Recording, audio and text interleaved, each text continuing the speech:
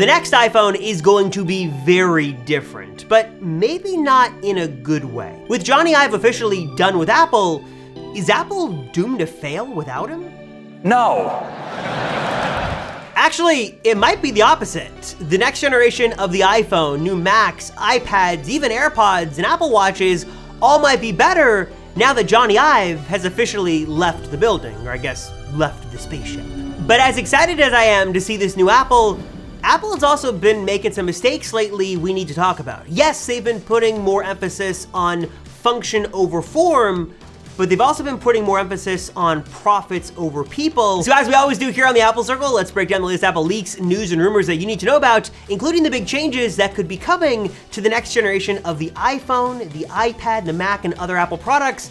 But also, let's talk about the problems. And these problems are so bad, they might just push you away from this and over to this. Because, I hate to say this, but Apple's got a problem.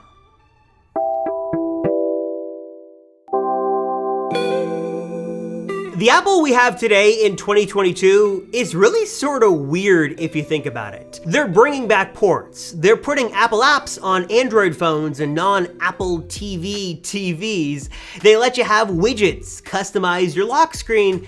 Just a few years ago, this all would have seemed crazy and impossible. Apple, a company so focused on controlling every little thing, is giving users more control than ever before and really finally listening to their customers and giving them what they want. It almost seems, dare I say, a little too good to be true, and actually it kind of is. But before we get into why that is, let me explain what changes are coming to the next iPhone and why it's probably gonna look more like this and not like this, and that's a good thing. To make a very long part of Apple's history short, Jony Ive, Steve Jobs, and some amazing teams inside of Apple created some of the world's best technology products, if not some of the best products in the world. The iPhone, the iPad, the Mac, the Apple Watch, even AirPods, all came from a lot of love from many teams in Apple, including, of course, who we know, Steve Jobs and Jony Ive. They made the impossible possible. But as much as I love these products and as great as they are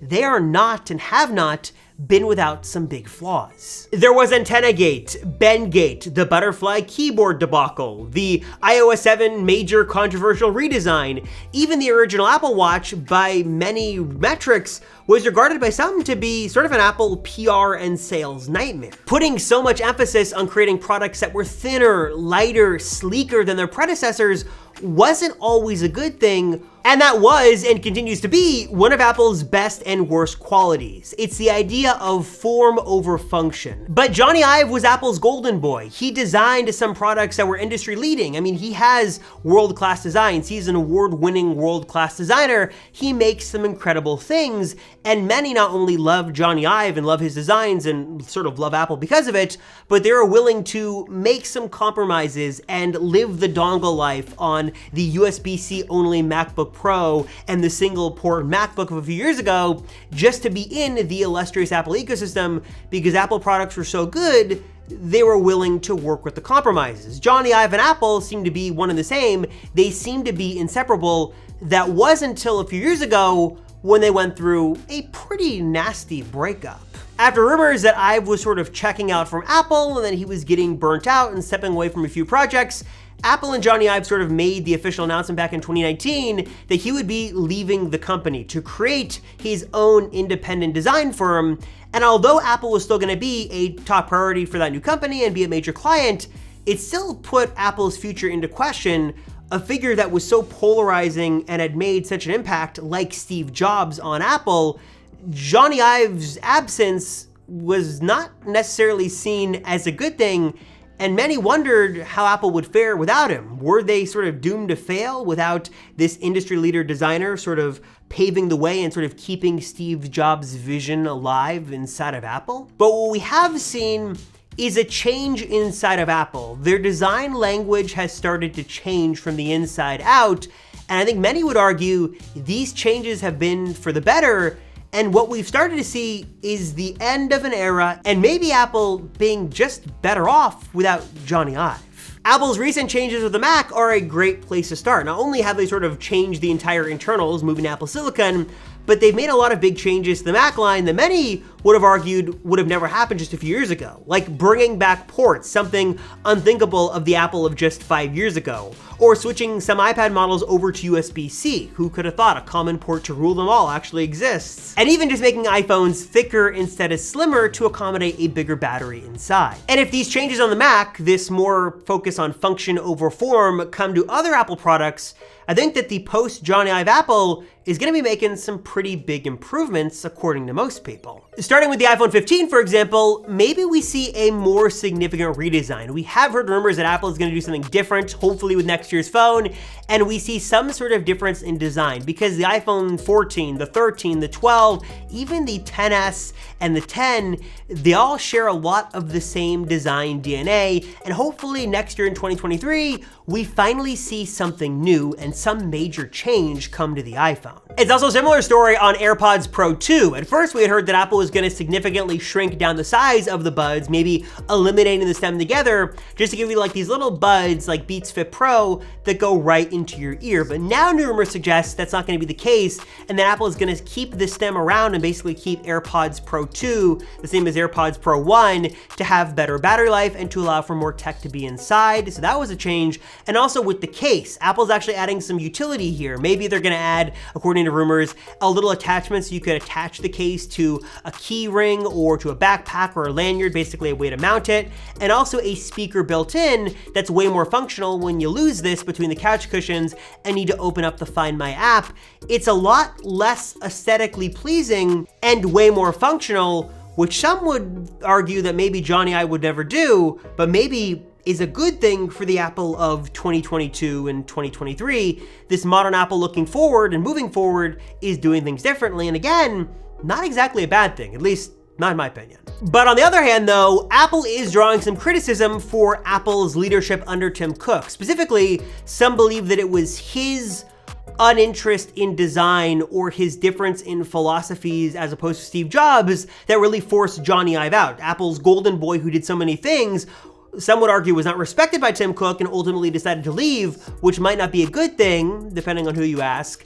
And also that Tim Cook's difference in philosophy and his difference in maximizing the business side of Apple instead of the humanities and the creative side of Apple might be leading to some not so good changes. For example, when Steve Jobs famously returned to Apple after the next acquisition, he cut a significant amount of Apple's product lineup because he felt like they were focusing on too many things and they weren't doing anything well or doing anything right, and he wanted to simplify Apple's product roadmap and their lineup to 4 simple quadrants. Many would argue that the Apple today under Tim Cook has strayed away from that simplicity, and they're involved in way more areas and they're developing way more products than they ever have before, which is a good thing, but also a bad thing too. For example, there are 4 different iPad models, 5 different iPhone variations, and 7 different Macs you can choose from. There's Apple Arcade, News Plus, Fitness Plus, TV Plus, and even an Apple credit card.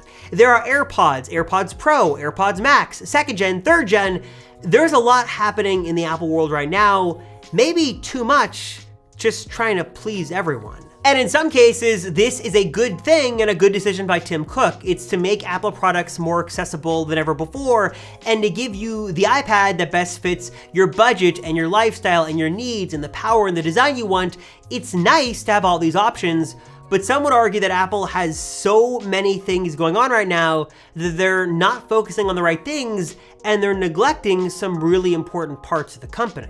For example, some of the Apple products on sale right now are simply absurd and a terrible buy. Like the Apple TV HD, that's $150 that has the A8 chip inside. Not only is the 4K Apple TV way better in almost every way, but it's only $30 more, which means, well, both are on the higher end side of things, but the Apple TV HD is way too expensive, especially when you can get like a 4K Roku for under $100. They also continue to sell the Apple Watch Series 3, which Apple has already sort of officially said is not going to be supported by the next version of Apple Watch OS coming in the fall. So if you buy an Apple Watch Series 3 now for full price, which Apple will happily sell you, you're buying something that's gonna be outdated in just a few months. And Apple knows it's gonna be outdated, but they still sell it. There's also like like the iCloud issue where they only give you 5 gigs for free, which is basically unusable, forcing people to pay 99 cents to upgrade. There's just a lot of things that Apple is doing that just don't make sense. And I love Apple, but I'm not gonna try to defend some of these, which I think are sort of maximizing profit decisions. And some would argue that Tim Cook is a great CEO in a lot of ways, but in some ways like this, he's just trying to squeeze as much money as he can from Apple customers. I'm not saying that's the case. I'm not saying Tim Cook is bad in any ways, but you can decide for yourself, is a $150 Apple TV HD worth it? Is Apple still in the right for selling the Series 3, even though the next watchOS is not going to support it and they know this? I'll let you decide for yourself, and maybe we can discuss this in the comments down below. But to sort of reel things back and to look at the bigger picture, I have never been more excited than I am right now to see what Apple's next chapter is, to see what the next generation of Apple products will be. Jony Ive was and is a mastermind. He created and crafted so many beautiful Apple products. But I can't wait to see what is next from Apple, how their design language may change, what new features we could see come to the next gen iPhone, iPad, the Mac lineup. I can't wait to see what changes are in store for Apple and what this next generation looks like. Even though I have some qualms and some issues with some current things, I still have never been more excited to be an Apple fan, and I cannot wait to see what could be coming next as soon as maybe a year from now with the all-new iPhone 15 that maybe is radically different in a lot of good ways. So I'm curious, what are your thoughts on this? What are your thoughts on the post-Jony Ive Apple? Is Apple going to be set up for success? Are they set up for failure? Are they heading in the right direction, wrong direction? Do you think Apple designs are gonna get better without Jony Ive at the helm? And your thoughts on sort of Apple as a whole. Are they on the right path? Are they doing the right thing? Are you an Apple fan with a little hesitation? Or do you think Apple has some major missteps they need to correct? Let me know your thoughts down below. We can discuss the current state of Apple and what big changes could be coming to the next gen of Apple products in the lineup. As always, I appreciate you guys' support. Thank you so much for watching the videos. I appreciate it. Thank you so much. I'm Robert Rosenfeld from the Apple Circle, and I'll see you all in the next one.